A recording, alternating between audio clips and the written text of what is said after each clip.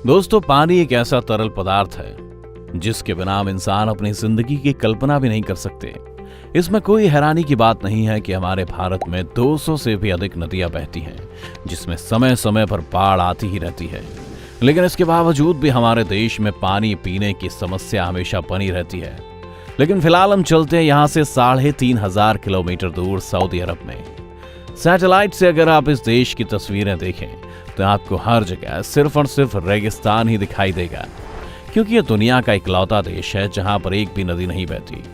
ये एक ऐसा देश है जहां ना तो जमीन के अंदर पानी बचा है और ना ही जमीन के ऊपर। आसान शब्दों में कहें तो प्रकृति ने सऊदी अरब से पीने के पानी का हर नेचुरल सोर्स ही छीन लिया है। लेकिन इसके बावजूद भी सऊदी अरब एक ऐसा देश है जो पूरी दुनिया में सबसे अधिक पानी खर्च करता है।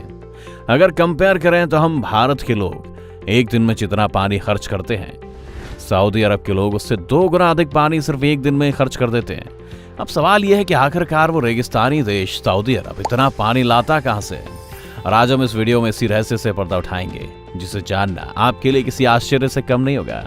तो चलिए शुरू करते हैं आज के इस इंटरेस्टिंग वीडियो को। मिस्टिका लैंड में आपका स्वागत है।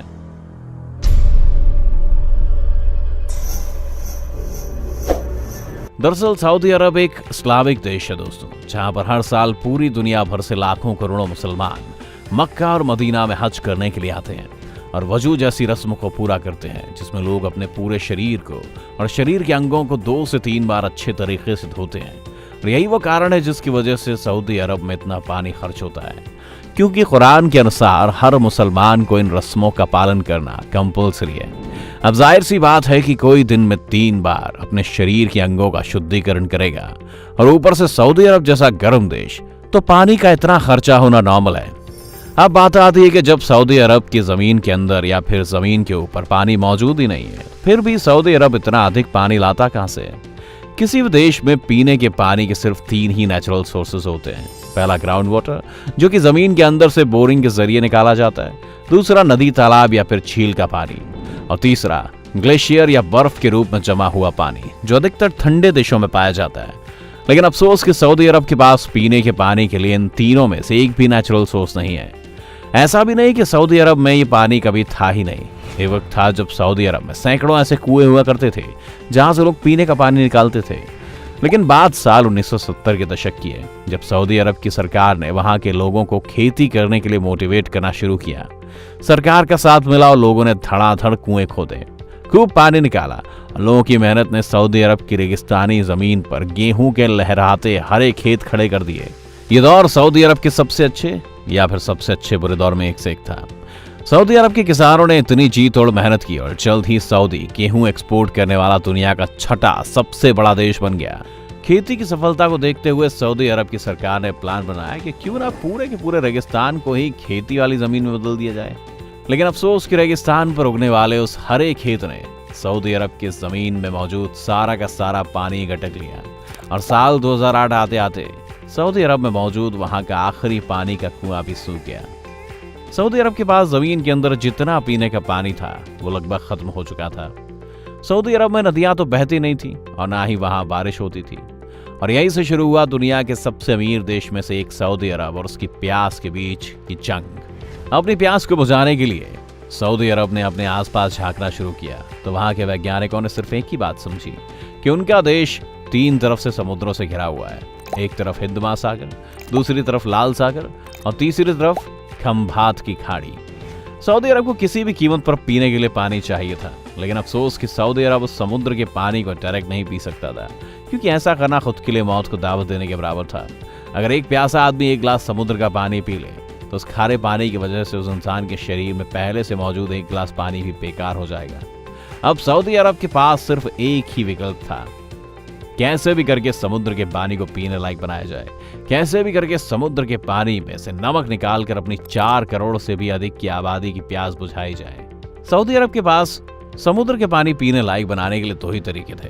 पहला तो ये कि बहुत ही बड़ी छलनी से समुद्र के पानी को छाना जाए, जिसमें नमक पीछे छूट जाए और साफ पानी आगे निकल जाए। लेकिन ऐसा करके पानी को साफ बनाना बहुत ही मुश्किल था। दूसरा तरीका यह था कि पानी को जबरदस्त ऊर्जा देकर उसे गर्म किया जाए, और इतना गर्म किया जाए कि नमक नीचे रह जाए और साफ पानी भाप बनकर ऊपर की ओर उड़ जाए, और यही भाप सऊदी अरब के 4 करोड़ से भी अधिक लोगों की प्यास बुझाने के लिए तैयार करने लगा। आपको जानकर हैरानी होगी कि कुछ ही सालों में सऊदी अरब ने अपने देश में दुनिया का सबसे बड़ा वाटर डिसैलिनेशन प्लांट बना दिया और सऊदी अरब में आज के दिन हर रोज 30.36 लाख क्यूबिक मीटर समुद्र के पानी को नमक से अलग करके पीने लायक बनाया जाता है। अगर इतने पानी को लीटर में नापा जाए तो ये 3 अरब लीटर से भी अधिक पानी हो जाएगा। और उसमें भी ज्यादा हैरानी की बात तो ये है कि आंकड़ा साल 2009 का है, जो अब दोगुना हो चुका है। और इस 3 लीटर से भी अधिक समुद्री पानी को पीने लायक बनाने के लिए सऊदी अरब हर रोज करीब 30 करोड़ से भी अधिक रुपए खर्च कर देता है, यानी साल भर के करीब 10,950 करोड़ रुपए। अगर कंपेयर करें तो सऊदी अरब हर साल पीने का पानी पर जितना खर्च करता है, इतने पैसों में दिल्ली में स्थित सिग्नेचर ब्रिज 10 बार बनकर तैयार हो सकता है। इतना महंगा पानी होने के बावजूद भी वहां के लोगों की रईसी खत्म नहीं हुई है। एक रिपोर्ट के मुताबिक सऊदी अरब के प्रति व्यक्ति पानी की खपत पूरी दुनिया में सबसे अधिक है। यहाँ हर दिन 265 लीटर पानी का इस्तेमाल होता है, जो कि यूरोपियन यूनियन के देशों से दोगुना है और एशियाई देशों से तो दोगुने से भी अधिक है। सऊदी अरब जिस समुद्र के पानी को पीने लायक बनाता है, उसका अधिकतर भाग सऊदी अरब के खेतों, वहाँ के बाथरूम और उससे भी अधिक वहाँ की मस्जिदों में मौजूद वजू जैसी परंपरा को पूरा करने में जाता है। पानी के बेतहाशा खर्चे की वजह से सऊदी अरब की हालत इतनी बिगड़ चुकी है कि वहाँ की गवर्नमेंट ने गेहूं की खेती पर हमेशा के लिए बैन लगा दिया है और अपने पानी की प्यास को बुझाने का कोई दूसरा तरीका ढूंढना शुरू कर दिया है, क्योंकि समुद्र के पानी को पीने लायक बनाने में बहुत ही अधिक पैसा और ऊर्जा खर्च होता है। भले ही आज सऊदी अरब के पास बहुत अधिक पैसा है और वो दुनिया के सबसे अमीर देशों की लिस्ट में आता है, लेकिन ये सारा पैसा सऊदी अरब को सिर्फ और सिर्फ वहाँ के कच्चे तेल की बदौलत ही मिला है, जो कि एक ना एक दिन खत्म हो जाएगा। और जिस दिन सऊदी अरब में तेल की किल्लत हुई, उसी दिन से सऊदी अरब की अमीरी भी खत्म होनी शुरू हो जाएगी। सऊदी अरब की सबसे बड़ी कमजोरी है वहाँ का मौसम, जिसका असर सीधे सऊदी अरब के ग्राउंड वाटर पर पड़ता है। ग्राउंड वाटर बिल्कुल आपके मोबाइल की बैटरी जैसा होता है, जो एक बार खत्म होता है तो फिर से रिचार्ज करने की जरूरत होती है। और ग्राउंड वाटर को रिचार्ज करने के लिए भारी बारिश की जरूरत पड़ती है, लेकिन अफसोस कि सऊदी अरब में कभी बारिश नहीं होती और कभी कभी कुदरत मेहरबान हो तो साल में 1 या 2 दिन के लिए बारिश आ जाती है। फिलहाल सऊदी अरब की गवर्नमेंट पानी की खपत को लेकर तरह तरह की प्लानिंग कर रहे हैं। वहाँ की मस्जिदों में यूज हुए पानी को टॉयलेट में और सीवेज पानी का ट्रीटमेंट करके खेती बाड़ी में इस्तेमाल करने की प्लानिंग की जा रही है। सऊदी अरब ने अगर समय रहते पानी की इस किल्लत का कोई परमानेंट सोल्यूशन नहीं निकाला तो इसमें कोई दो राय नहीं कि वहाँ की अगली जनरेशन को पानी देखने के लिए किसी म्यूजियम में जाने की जरूरत पड़ेगी। दोस्तों, आज के वक्त में पानी की समस्या सिर्फ सऊदी अरब के लोगों में नहीं, बल्कि दुनिया की कई ऐसी जगहों में मौजूद है जहाँ लोगों को पानी पीने के लिए नहीं मिल पाता। सऊदी अरब जैसे अमीर देश ने भले ही अपनी पानी की किल्लत को पैसे के दम पर खत्म कर दिया हो, लेकिन दुनिया में ऐसे भी लोग हैं जो पानी के महज कुछ बूंदों के लिए जिंदगी और मौत से लड़ते हैं, जिनके लिए पानी वरदान से ज्यादा शराब बनकर रह गया है। हमारे भारत के राजस्थान और महाराष्ट्र में कुछ इलाके ऐसे हैं जहां लोगों को पीने के पानी के लिए कई किलोमीटर तक पैदल चलना पड़ता है। आपको जानकर हैरानी होगी कि पीने का साफ पानी भी नहीं मिलने की वजह से पूरी दुनिया में हर साल 20 लाख से भी अधिक बच्चों की मौत हो जाती है, यानी हर रोज 5,000 से भी अधिक बच्चे, यानी कि हर मिनट पूरी दुनिया में लगभग 4 बच्चों की मौत सिर्फ और सिर्फ पानी ना मिलने या फिर गंदे पानी की वजह से हो जाती है। इससे पता चलता है कि पानी हम इंसानों के वजूद के लिए कितना जरूरी है।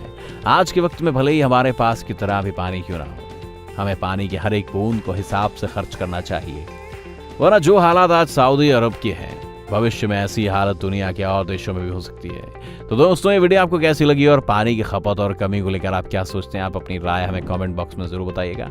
वीडियो अच्छा लगी हो तो लाइक जरूर करिए और हमारे चैनल को सब्सक्राइब करके बेल आइकन को ऑन करना बिल्कुल मत भूलिएगा। साथ ही हमारे फेसबुक पेज को भी फॉलो करें। चलिए, फिलहाल के लिए बस इतना ही और जल्दी लौटेंगे एक नए इंटरेस्टिंग वीडियो के साथ। आपका बहुत बहुत शुक्रिया।